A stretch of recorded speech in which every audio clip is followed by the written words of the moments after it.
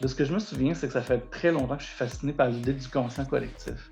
On prend un bocal rempli de bonbons, puis on demande à des passants d'essayer d'estimer combien de bonbons il y a dans le bocal. Mais les chances qu'un individu ait raison sont assez minces. Mais quand tu prends les réponses de tout le monde et que tu fais une moyenne avec, tu arrives pas mal tout le temps proche de la bonne réponse. Cette espèce d'esprit collectif, d'intelligence collective, moi, ça me fascine vraiment. Fait que c'est une idée qui revient de temps en temps dans des textes, mais là, Overcity, c'est vraiment central au concept même de la ville. Fait que je pense que ça, c'est un concept, c'est ça, qui me travaillait depuis un bout de temps. Puis là, je pense que quand les affaires ont commencé à se mettre en place, j'ai vu l'occasion de dire, OK, ouais, là, je plonge vraiment à fond avec ce concept-là. Je pense que le catalyseur de ça, là, je trahis un peu mon âge, mais c'est dans un très vieux jeu vidéo qui s'appelle Final Fantasy VIII.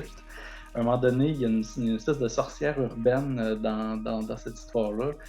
Puis à un moment donné, elle fait une parade. Les gens qui lisent le livre vont probablement pouvoir reconnaître, en tout cas faire des liens entre la scène du jeu vidéo qui m'a vraiment marqué, puis qui a vraiment été comme l'étincelle qui a mis peut-être le feu aux poudres. Cette scène-là se retrouve un petit peu redigérée, remis à ma façon, mais dans le roman.